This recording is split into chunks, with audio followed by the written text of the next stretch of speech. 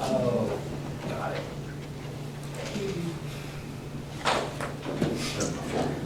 Okay, it's 6 o'clock p.m. on Tuesday, May 14th, 2024. We will call the Common Council meeting to order. Let's stand and say the Pledge of Allegiance.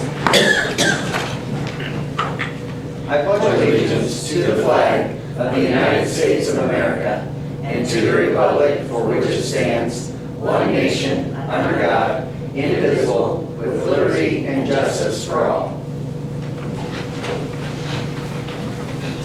Roll call, please. Middleton. Here. Varga absent. Romano. Here. Eagle absent. Robinson. Here. In front of you are the minutes from our last meeting on April 23rd. Were there any changes or corrections? Hearing none, can I have a motion to approve? So moved. Second. Motion by Jennifer, second by Jenny. Further discussion? All those in favor, show by the usual sign. It is unanimous of those present. Next up is we have a tree board presentation from Tree Board President Janice Daniel. Come on up. Okay. You want me to stand Yes, right please. here? Right Okay. Well, good evening. I feel weird with them back behind me. So, thank you for allowing me to talk with you this evening. My name, like the mayor said, is Janice Daniel. Many of you may know me as a small business owner here in Whitley County. However, tonight I'm coming to you on behalf of the City Tree Board. There's been a tree board in our city for over 20 years. But many people do not know what we do or that we even exist. The tree board is similar to our urban forest. We are quiet, productive, and necessary, but many times go relatively unnoticed. But if we were gone, we would be missed. Many times a tree goes unnoticed until it falls or is removed in our city. For example, a few years ago when this tree fell on Main Street, and everybody loved that tree when it fell, but nobody ever acknowledged it before. The tree canopy in our city is currently at about 50%. That is a little over 2,500 trees that we maintain. Including our parks, we have a little over 5,000 available sites to plant on. The tree board recently had an executive meeting. We discussed goals and long-term ideas. One of our main goals is to plant 100 trees in our city each year for the next 10 years. This will increase our coverage to close to 75%. Our board currently consists of 6 volunteers, now 7 as of tonight. I heard Martha's coming back on, and Chip Hill. There is one position, not anymore, but was currently available. We meet every third Tuesday to discuss tree concerns, funding, and grants. We also are working on more public awareness. We recently did First Friday. We passed out tree saplings, played tree games, and handed out a pamphlet about us. I was amazed. We had a tree game where we had leaves. And I was really amazed, not only because I work in the industry, but I was amazed how many people did not know what a maple tree was and could not identify that. It really was an eye-opener to me. I have a handout that I'd like to give you, and this is what we currently made for the tree board that we handed out to people at First Friday. It's just bringing awareness to the trees in our city. I don't know if there's enough there or not.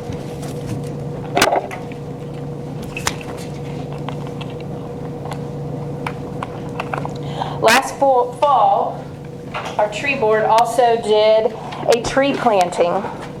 We planted approximately 25 trees down Hannah Street Extended. We had volunteers that came and helped us, and it was a nice Saturday. People enjoyed helping. People came out of their homes to even help plant the trees, so that was fun. I'm really here tonight just to bring awareness to how important our urban forest is and how important it is for us to keep planting new trees. It takes years to replace the canopy of one large tree that is gone. The tree board strives to educate about the importance of trees. We try to maintain and protect our valuable resources, and we would like to increase the canopy for our future. Thank you, and if you have any questions, I'm free to take those. Any questions? I know that obviously the tree board has been around for a long time and has done a lot when it comes to urban canopy. And one of the things that I think some people don't quite understand, and maybe this is more directed at Chip, but there's takedown trees and then there's prune trees. And I know last year there was some issue with the pruning stuff, and so there's the white X is a takedown and the white dot is a prune typically. And I know kind of the goal is to hopefully get back to that prune list that got kind of put aside at some We point. fell behind Yes. on the pruning Yes. list. We were pruning 40 this year, and we'll continue to prune. Yeah, and I know another thing, I mean, Sean's not here, but obviously the election department does a really great job of helping take down those trees as well along the way, and so it is kind of a team effort in general. Correct. Yes.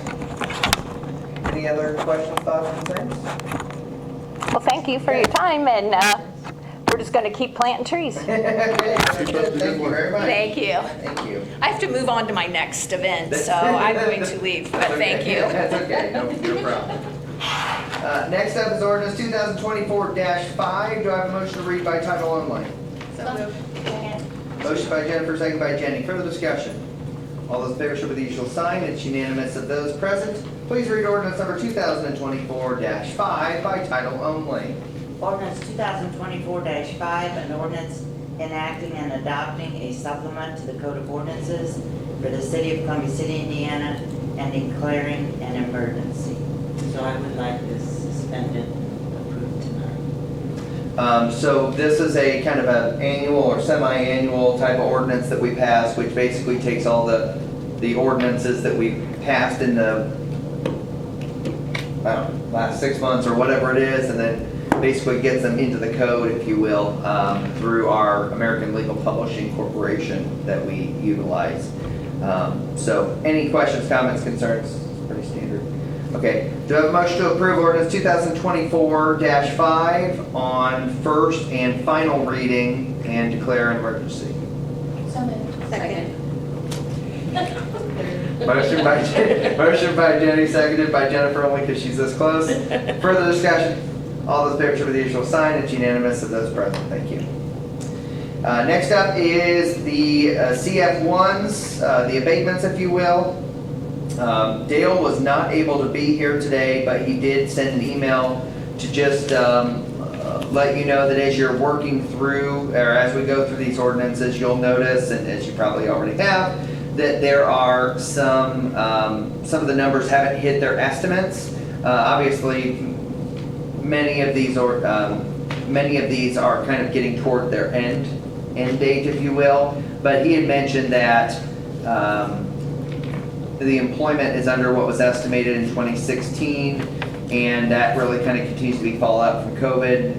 There's some contracts that they lost during that time period and things like that. So that's why that's why you see the discrepancy there. He said obviously they're optimistic, but there's still a lot of hard work ahead. And so again, he just reminded that this is toward the end, the sunset, if you will, of a lot of these abatements. But the important part to know is that they are trying. It's not for a lack of trying. It's just a couple of contracts they've lost because of COVID that they just haven't been able to get back to. Let's say it that way. So with that, we will. Do you want to talk about any of them individually? Do you want to take them in mass? Do you want to take them individually? What do you want to do? Take it on us. I mean, they're pretty cut. It's fine. Okay. Okay. So with that, we have quality inspection engage, and that would be the 2017, I think. Is that right? We gotta get there.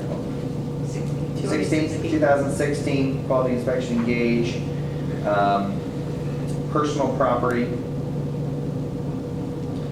We have, just make make sure I get all of them here.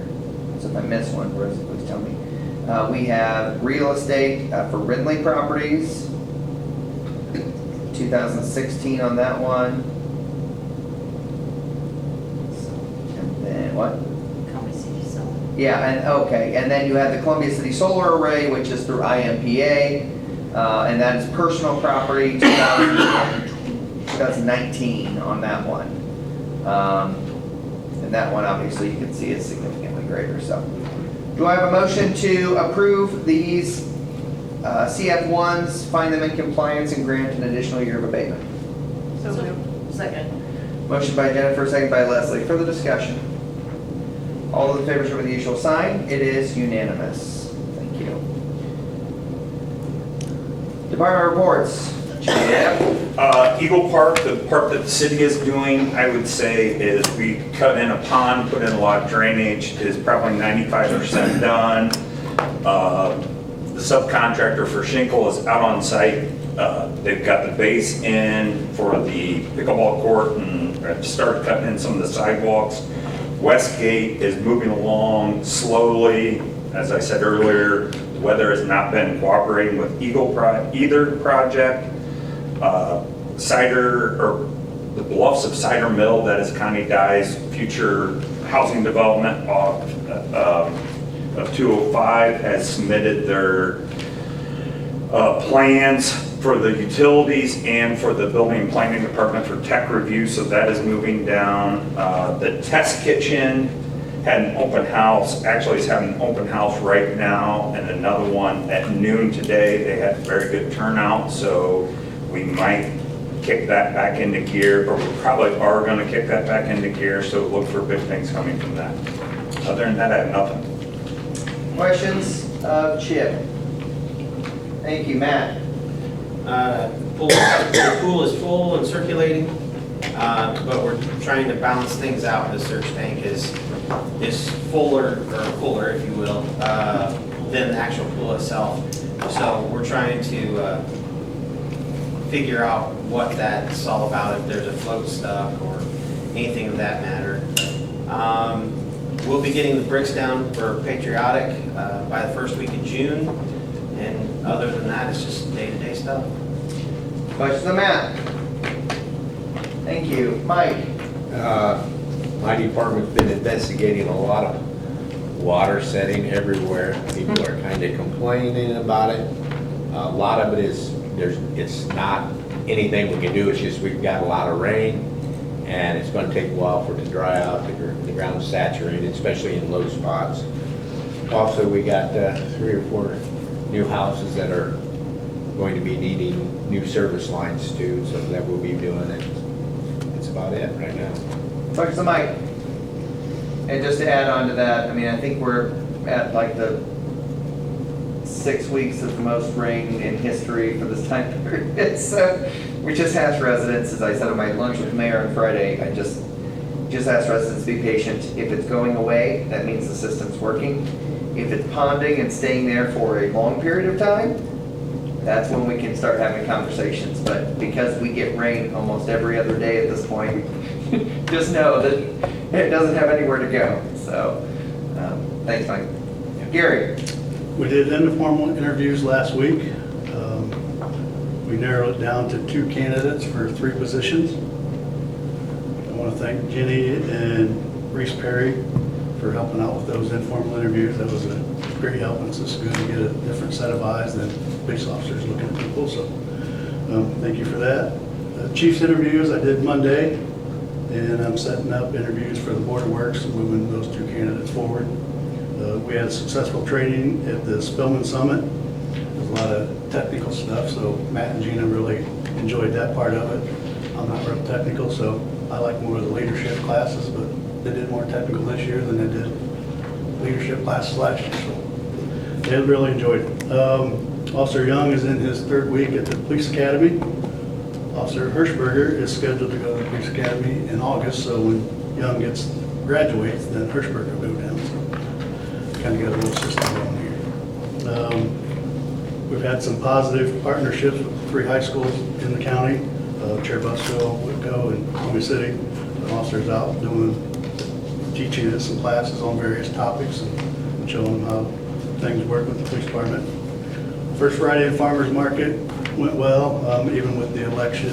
We had to make a road for the election crew to get in and out, and actually all the entities that worked that day said everything went smooth, so thanks to them for thanking us, I guess. Officer Crabtree and Officer DeBus went to a DRE training, drug recognition training. It's like a month-long training that in different increments. They had to go down to Miami, Florida to do their week of final training of seeing people, how they act and respond to different types of drugs. So they came back and they put on a training for the prosecutor's office, and that went well. The prosecutor's office really appreciated us doing that. So, radar research we did last week as well.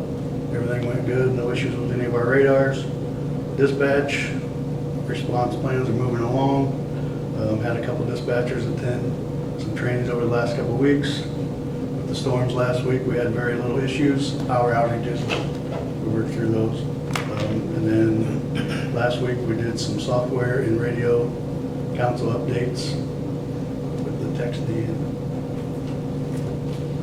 Questions of GP? Thank you. Terry? The electric department got our fiber network fixed, so it's all 100% up and running now. We also purchased an OTDR for them, which allows them to send light down the fiber so they can figure out where the breaks are now. So we don't have to hire a company to come in and wait for them to do that. They also got the fiber replaced at the Northwest substation, so along with that, we hope that next week we'll be able to get the water department booster station up on the fiber network. And Greenland public Wi-Fi is operational there now as of yesterday, both inside and out. And next Monday, we're moving the public Wi-Fi over to our group surf 1 gig internet connection. So, that's all I have. Questions of Terry? Thank you. Mike? Our restroom remodel project's about 50% done. I'm hoping that the tile work will be done by the end of this week. So wait for the company to come in and do the installation on our sludge flow return feeder. The equipment's been changed over from, we run a winter oil and a summer oil. They've been changed over to the winter oil, summer oil.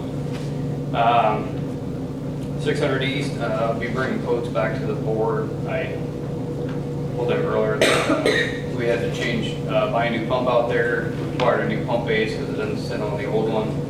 So it has to be installed. So we're working on getting quotes from 3 different companies on that. And then I had one of my newest employees sit for his class 2 exam today. And according to the computer, he passed that with an 88%. So we're waiting on his final paperwork to come back. So I was pleased with that. Both of the news are doing really well, very well. I mean, they've been there for a couple of years, but it's, I don't know, they've learned a lot in that short amount of time. So Yeah. I'm real happy with it. It's awesome. It's awesome. Questions of Mike? Thank you. Marcia? Rosie?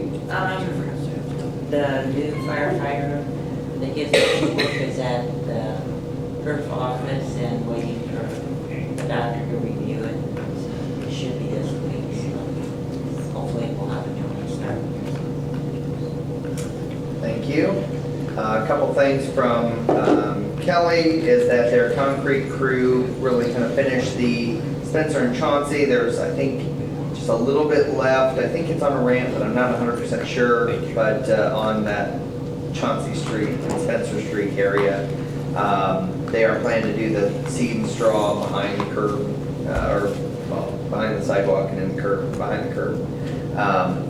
And they've been grading alleys, things like that. From Sean, he said that Bear Road poles, the county are all changed now. They are completing some punch list items. Morse's Road, they buried conduit, pulled in the primary last week from 109 over to their junction box on Morse's Road, and they're terminating wire, hopefully being done within the next week or so. Tree board stump grinding, the stump grinder had a catastrophic failure last week apparently, but Chip It's is not funny. It's, I know, but Chip The has cost. said that they're working on trying to find a replacement for that, because there's, how many stumps left to grind? I want to say roughly 26, 28. So- Yeah, it happened very soon in the process. Yes, so they're working through that. As Terry had mentioned about the fiber ring, that's a really important thing, because about the fourth or fifth time that they repair the fiber line, it's paid for itself, basically. So I think that's a really positive thing.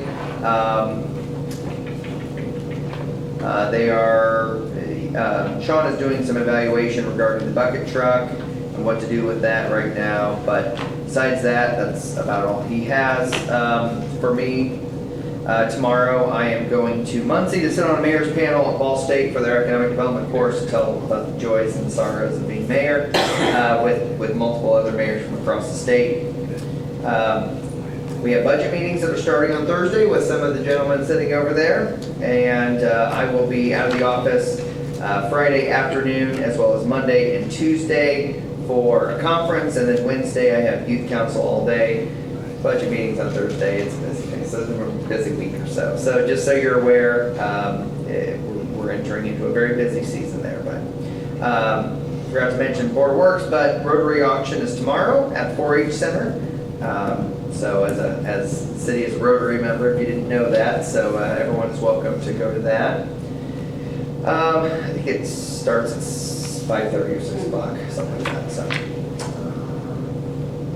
Besides that, we're on the cusp of mid-year evaluations for all of our employees. And Memorial Day, remember, Memorial Day, we are closed on the 27th, 28th is our board and council day. I think that's all I have for right now. Jennifer! I'm gonna keep it brief so I don't have a Coffee fit, okay. The Art Commission is gonna partner with the city on the 8th of June for Taste of the Arts. Oh, yeah. And The Summer in the City version. several different artists will be setting up on the, I don't know what you call it exactly, but. right out City front. Hall lawn. Yeah, City Hall lawn. Yes, area, yes. With a variety of activities for kids and families to come and try some art. Nice, thank you very much. Jenny, I have nothing. Leslie, I'm just gonna say thank you to the fire department. I got to spend about 2.5 hours at the fire department last week. okay, Definitely a good experience, and I have to say that our museum that we have for the fire department is phenomenal, and I wish that we had a day where we could open it up to Yeah. public, because it's absolutely amazing. yeah, it's really cool, and if anybody wants to, school classes or businesses or whatever wants to tour it, I know they open it up for that purpose, and you're right, for our community, I think it's a hidden gem. I don't think a lot of people know. Yep. And it has some really cool history in it, Yeah. so. We have no press, we have no public, so we will call the meeting adjourned. Thank you.